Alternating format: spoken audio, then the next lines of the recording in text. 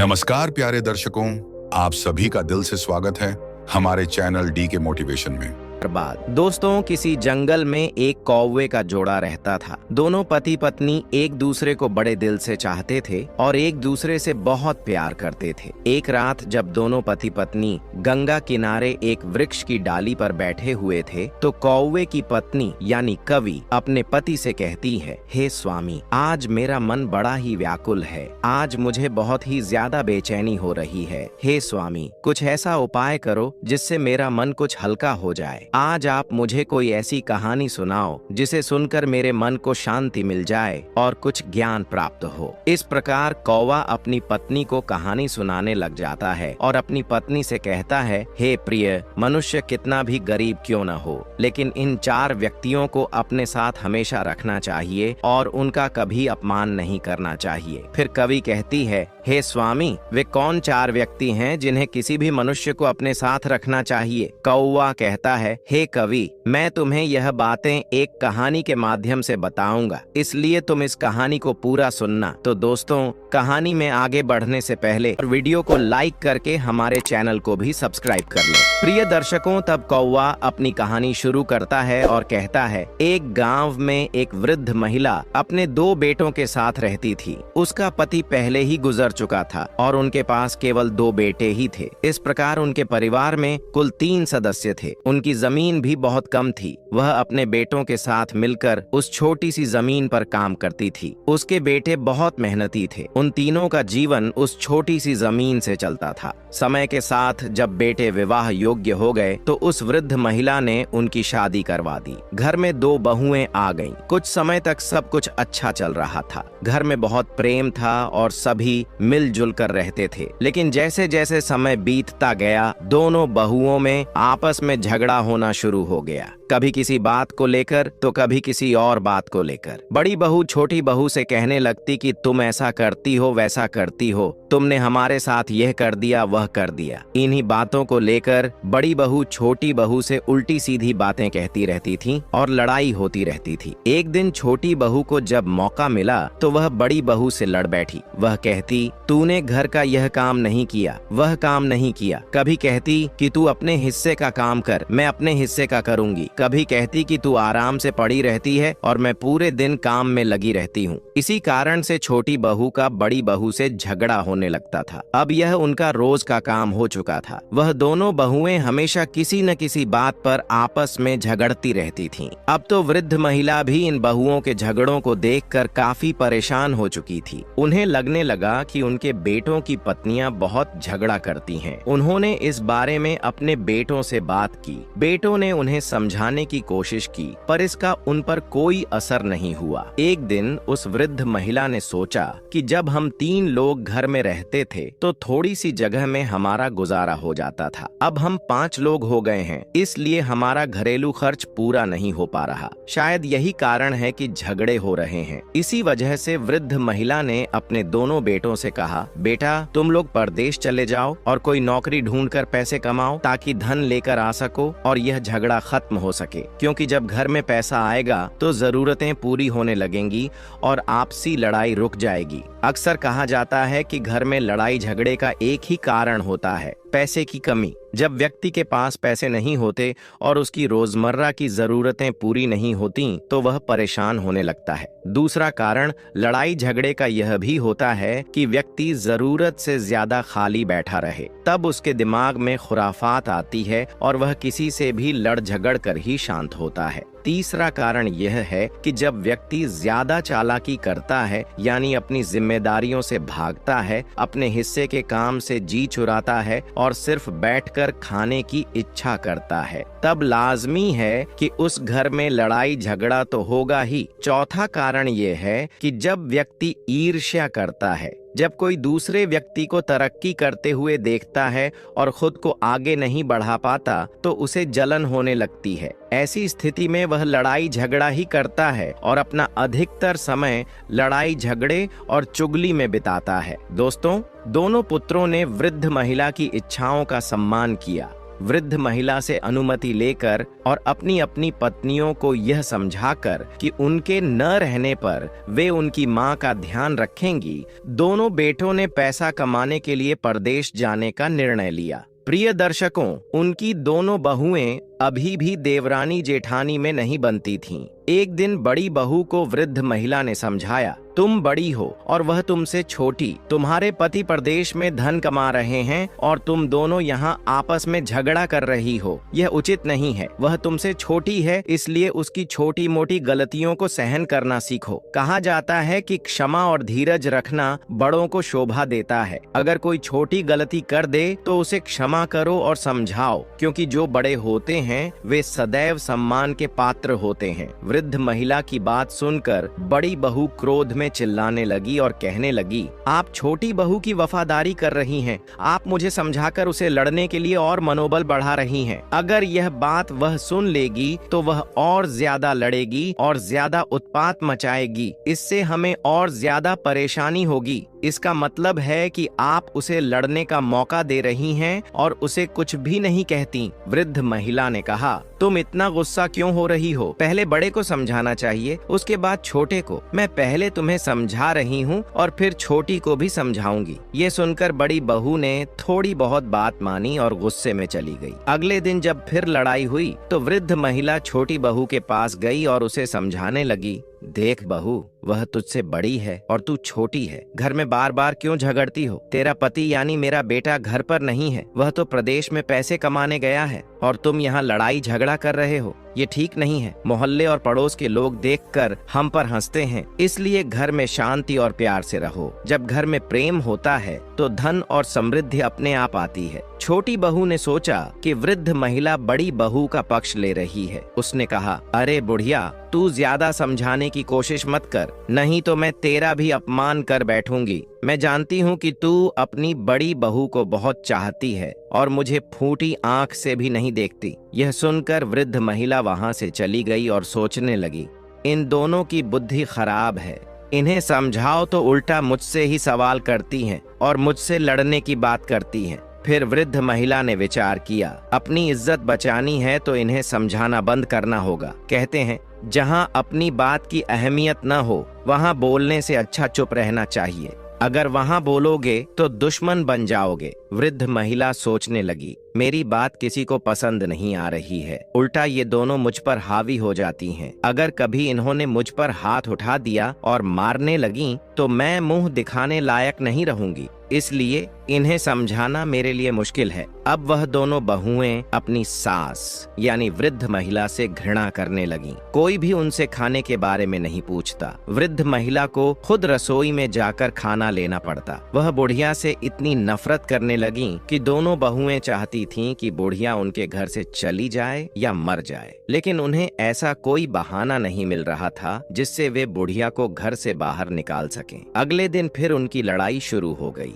तब वृद्ध महिला ने एक कट्टा उठाया और घास काटने के लिए जंगल चली गई। कहते हैं कि व्यर्थ की लड़ाई झगड़ा सुनना भी ठीक नहीं। अगर आप खड़े होकर लड़ाई सुनेंगे तो हो सकता है कि आपको बोलना भी पड़े, इसलिए सबसे अच्छा तरीका है वहां से निकल जाना। वृद्ध महिला घास काटने जंगल चली गई और शाम को वापस लौटी। तब तक उन दोनों की लड़ाई खत्म हो चुकी थी। इसी तरह से अगले दिन भी उनकी लड़ाई शुरू हो गई। बुढ़िया अपना कट्टा उठाती और जंगल की ओर चली जाती। एक दिन जब वृद्ध महिला जंगल में घास काट रही थी, तभी वहां एक विशाल सर्प आ गया। सर्प को देखकर वृद्ध महिला भय से कांपने लगी। उसे लगा कि आज उसकी जान नहीं बचेगी और सर्प उसे निश्चित रूप से खा जाएगा। भय से कांपती वृद्ध महिला को देखकर सर्प ने मनुष्य की भाषा में बोलना शुरू किया। उसने कहा, माता, तुम डरो मत, मैं तुम्हें कोई हानि नहीं पहुंचाऊंगा। मैं यहाँ तुमसे अपना दुख साझा करने आया हूँ, क्योंकि मैं बहुत परेशान और दुखी हूँ। सर्प के मनुष्य की भाषा में बोलने पर वृद्ध महिला के दिल को कुछ शांति मिली। उसने एक गहरी सांस ली और सोचा,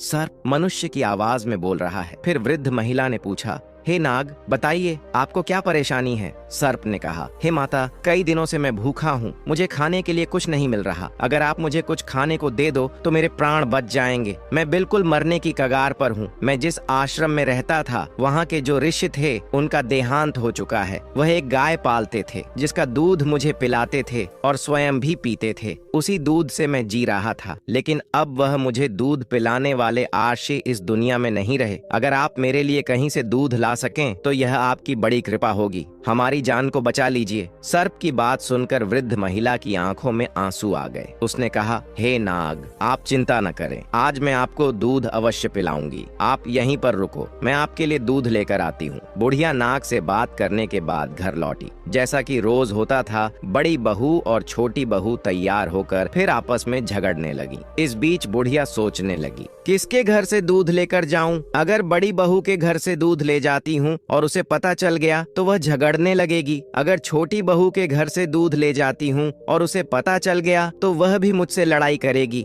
आखिरकार वृद्ध महिला ने सोचा कि वह एक दिन बड़ी बहू के घर से और दूसरे दिन छोटी बहू के घर से दूध लेकर जाएगी। इस तरह से उन्हें पता भी नहीं चलेगा और वह नाग को दूध पिला दिया करेगी। वृद्ध महिला ने वैसा ही किया। बुढ़िया ने बड़ी वाली बहू के घर से थोड़ा सा दूध लिया और उसे कट्टे में छुपाकर घास काटने के बहाने जंगल की ओर चल पड़ी। तभी वह नाग भी वहां आ गया और बोला, हे माता, क्या आप मेरे लिए दूध लाई हैं? बुढ़िया ने जवाब दिया, हाँ नाग, मैं तुम्हारे लिए दूध लाई हूँ। बुढ़िया ने तुरंत दूध नाग के आगे रख दिया। नाग ने जैसे ही दूध पिया उसे बहुत शांति मिली। तब नाग ने कहा, हे माता, आपने आज मेरी जान बचा ली।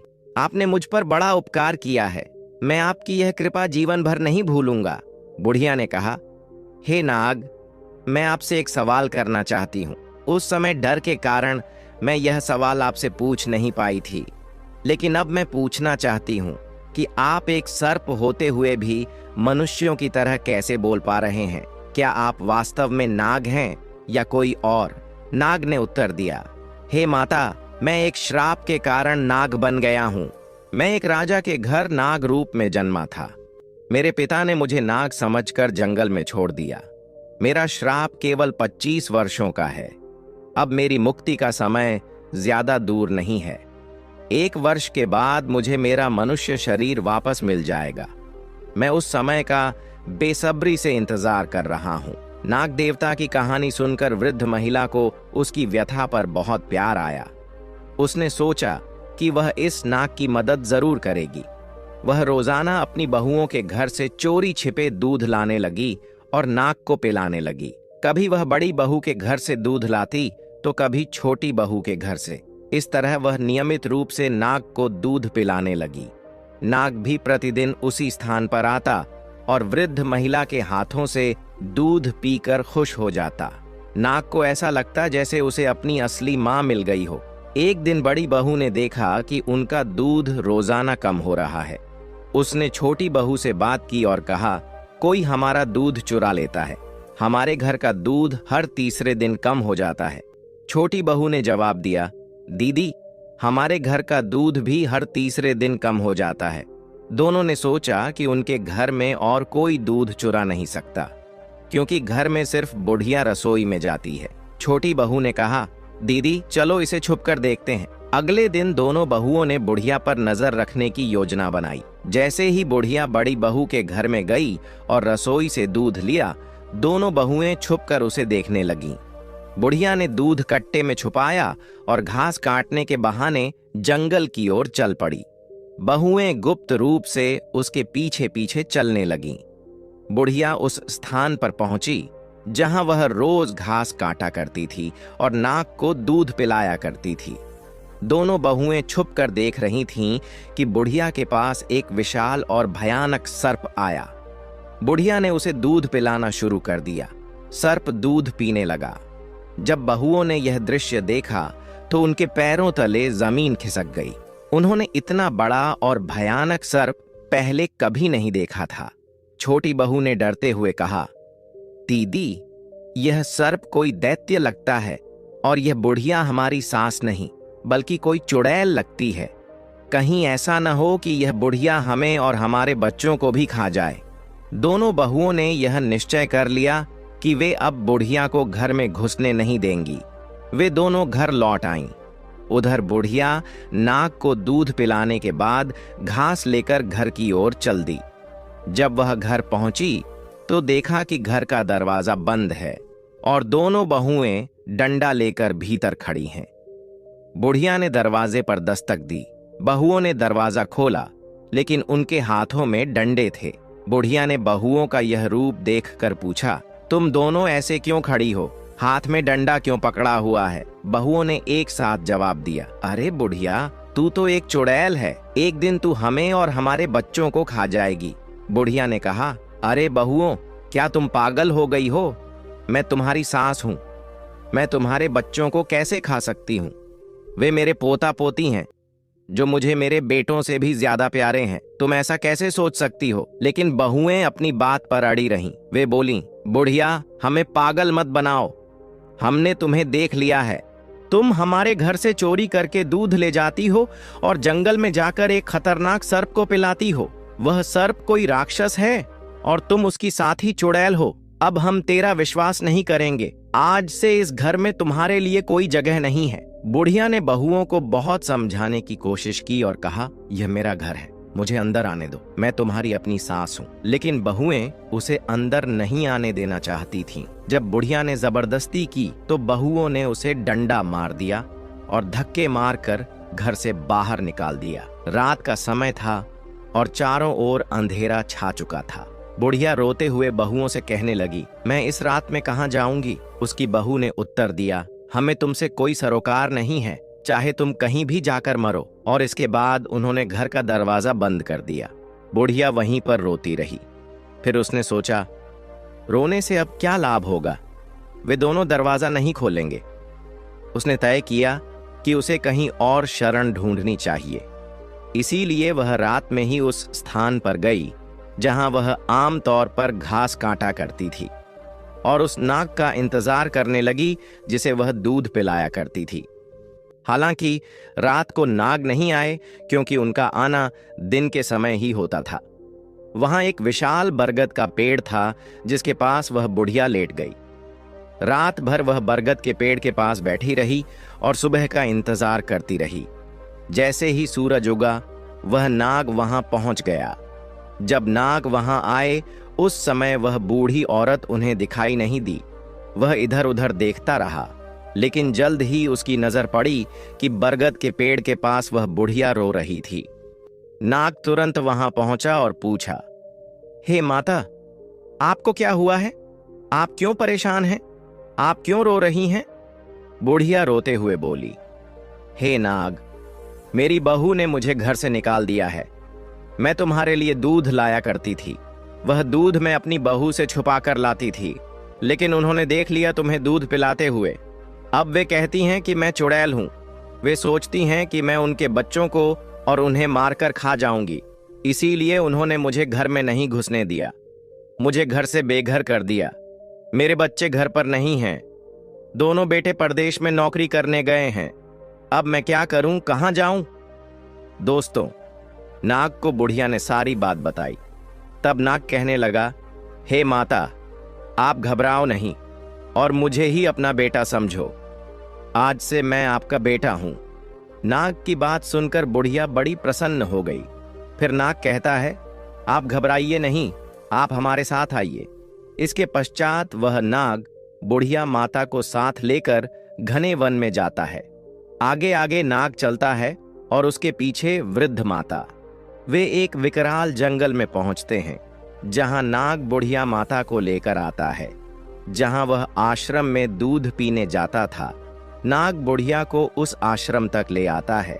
बुढ़िया पूछती है, बेटा, यह आश्रम किसका है? यह तो बहुत ही मनोरम है। तब नाग कहता है, यह आश्रम एक ऋषि महात्मा का था, जो अब परमात्मा को प्यारे हो गए हैं। उनका देहांत हो गया है। मैं यहाँ पर ही रहता था और इसी आश्रम में मुझे उस ऋषि ने गाय का दूध पिलाया। गाय भी यही कहीं आसपास होगी। वह बेचारी भटक रही होगी। अगर वह हमें देख लेगी तो निश्चित ही यहाँ आ जाएगी। कुछ समय पश्चात वह गाय भी वहां आ जाती है। गाय के थन दूध से भरे हुए थे। तब नाग कहता है, हे माता, इस गाय का दूध निकालिए और आप भी पी लीजिए, हमें भी पिलाइए। दोस्तों, बुढ़िया गाय का दूध निकालती है। उसके बाद वह नाग को दूध पिलाती है और स्वयं पीती है। फिर नाग कहता है, हे माता, अब आप घबराइए नहीं, आप निश्चिंत होकर इस आश्रम पर रहें। यह गाय हमारे लिए दूध देगी। यहाँ ऋषि महात्मा की कृपा है, वे अपनी कृपा छोड़कर यहाँ से चले गए हैं। ऋषि महात्मा की कृपा से यहाँ अन्नपूर्णा का वास रहता है। यहाँ पर रहने वाले को किसी चीज की कोई कमी महसूस नहीं होती। खाने पीने की हर चीज यहाँ उपलब्ध होती है। आप कुछ भी खाएं, कुछ भी बनाएं। दोस्तों, ये सुनकर बुढ़िया और भी ज्यादा खुश हो जाती है और फिर अपने बेटे नाग के साथ में वह बुढ़िया वहीं आराम से रहने लगती है। नाग हर दिन घूमने निकल जाता था और शाम को वापस आ जाता था, जबकि बुढ़िया और गाय वहीं चैन से रहते थे। गाय भी हर रोज घास खाने जाया करती थी और शाम को वापस लौट आती थी। शाम के समय वे तीनों एक साथ बैठकर भोजन करते थे और आश्रम में प्यार से रहते थे। लेकिन एक दिन की बात है, नाग, जो हर दिन की तरह घूमने गया था, शाम को वापस नहीं आया। इससे बुढ़िया को बहुत चिंता होने लगी, क्योंकि वे तीनों साथ में भोजन किया करते थे। शाम को गाय तो आ गई, लेकिन नाग नहीं आया। बुढ़िया इंतजार करती रही कि उसका बेटा नाग इतना अंधेरा हो जाने के बावजूद भी वापस क्यों नहीं आया। प्रिय दर्शकों, बुढ़िया रात भर अपने बेटे नाग का इंतजार करती रही। उसने कुछ भी नहीं खाया और पूरी रात भूखी रही, लेकिन फिर भी नाग लौटकर नहीं आया। अगला दिन होता है तो स्वयं बुढ़िया नाग को ढूंढने के लिए जंगल की ओर चल देती है। बुढ़िया नाग को ढूंढते ढूंढते जंगल में निकल गई। जंगल में उसने देखा कि वहीं उसका बेटा नाग जमीन पर गिरा पड़ा था और वह नाग उस पेड़ की टहनियों में दबा हुआ था। नाग को टहनियों के नीचे दबा हुआ देखकर बुढ़िया व्याकुल हो जाती है और गाय की सहायता से टहनियों को हटाती है। दोस्तों, नाग काफी घायल और जख्मी हो चुका था। बुढ़िया पूछती है, बेटा, यह सब कैसे हुआ? इस पर नाग अपनी पूरी कहानी बताता है। हे माता, मैं जब शाम को आश्रम लौट रहा था तो एक भयानक तूफान आ गया। तूफान के आने से मैं एक पेड़ पर चढ़ गया, लेकिन तूफान के झोंके से वह पेड़ गिर गया और मैं उसके नीचे दब गया। मैंने निकलने की बहुत कोशिश की, पर सफल नहीं हो पाया। मैं सोचता रहा कि मेरी माँ मेरा इंतजार कर रही होगी, पर मैं बाहर नहीं आ पाया। मुझे चोट भी लग गई। इसके बाद बुढ़िया कहती है, बेटा, तुम घबराओ नहीं, आओ, मैं तुम्हारी चोट का इलाज कर देती हूँ।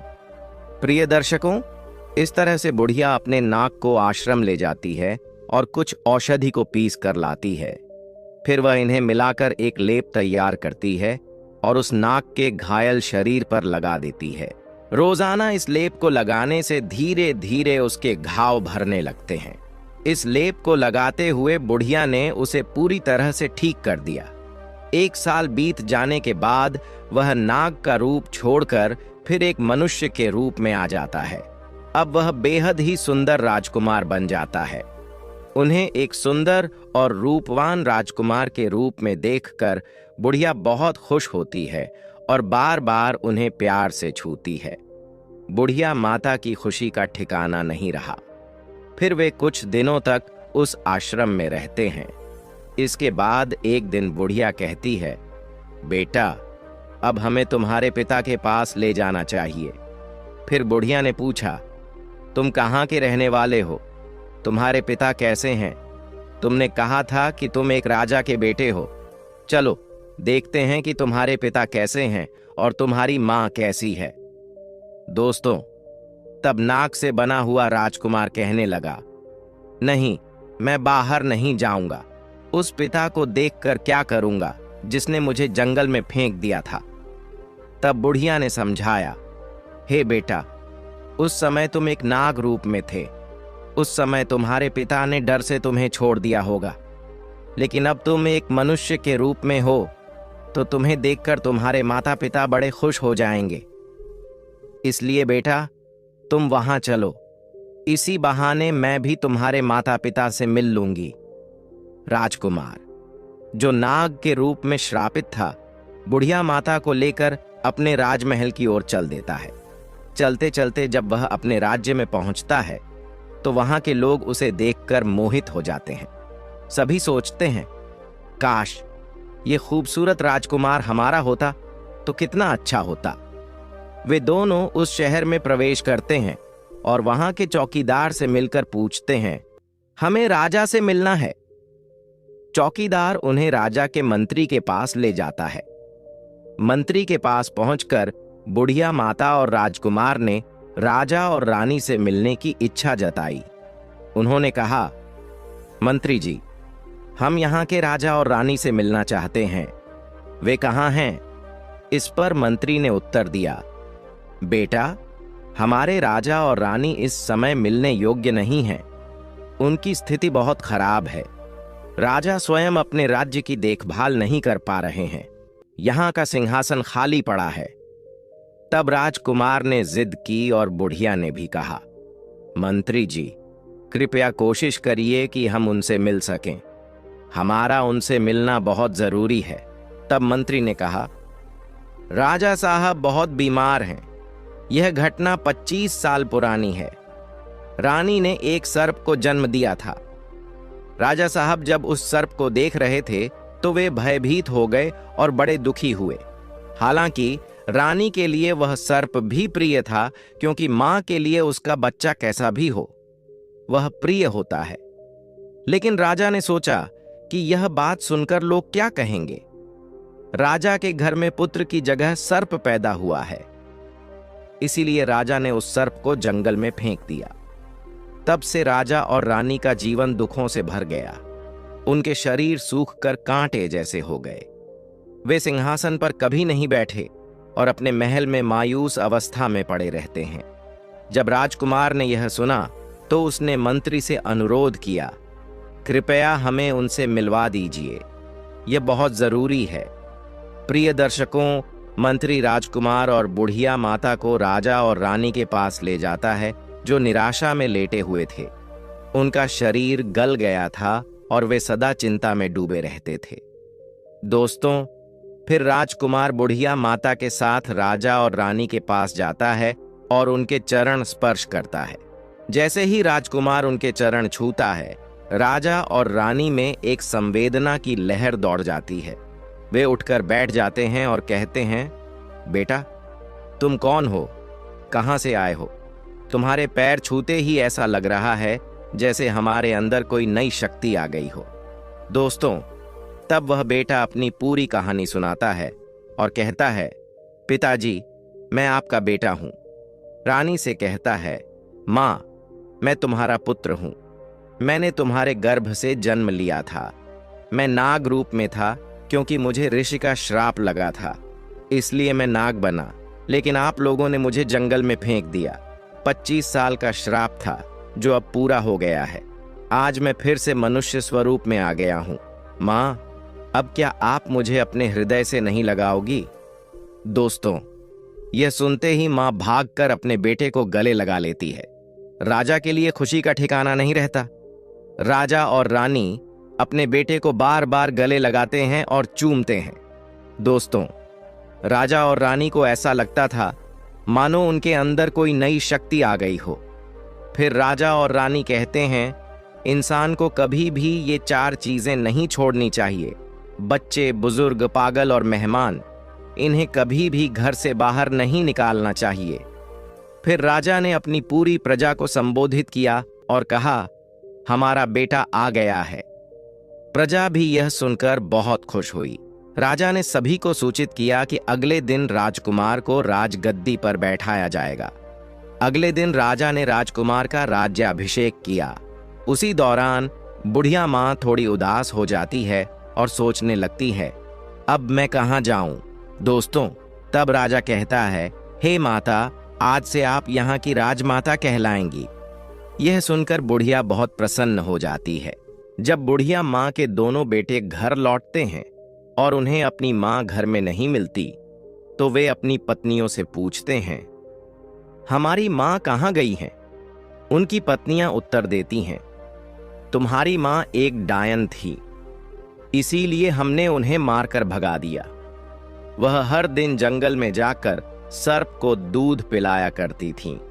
उनकी पत्नियों की इस बात को सुनकर दोनों बेटे क्रोध से भर उठते हैं और अपनी पत्नियों को डांटते फटकारते हुए कहते हैं, तुम्हें शर्म नहीं आती? हमारी मां को चुड़ैल और डायन कह रही हो? हमारी मां कहां है? जल्दी बताओ, नहीं तो तुम्हें छोड़ेंगे नहीं।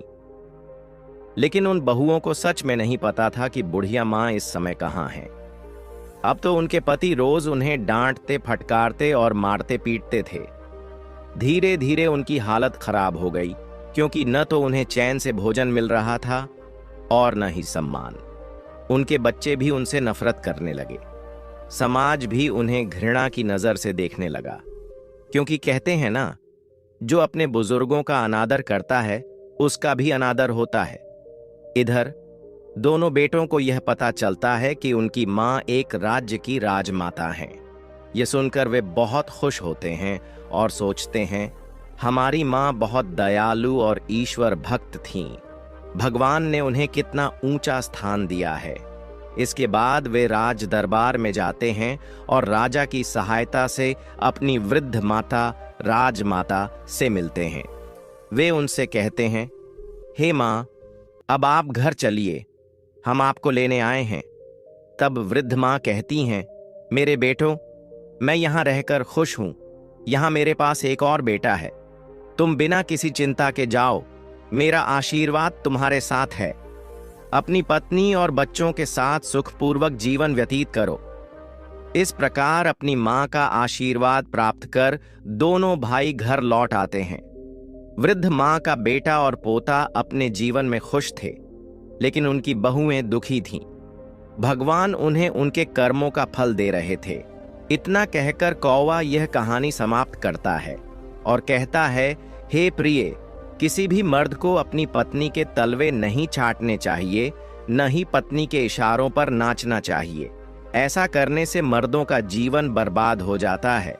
दोस्तों, जीवन में एक बात हमेशा याद रखें कि अपने माता पिता और घर के बुजुर्गों के साथ कभी भी दुर्व्यवहार न करें। उन्हें घर से कभी न निकालें, उनकी सेवा करें। जो लोग अपने माता पिता की सेवा नहीं करते, भगवान उन्हें अवश्य दंडित करते हैं। तो दोस्तों, अगर आज की यह कहानी आपको अच्छी लगी हो तो वीडियो को लाइक करें और हमारे चैनल को सब्सक्राइब करके बेल आइकॉन को भी क्लिक कर लें। साथ ही कमेंट में हर हर महादेव जरूर लिखें। धन्यवाद।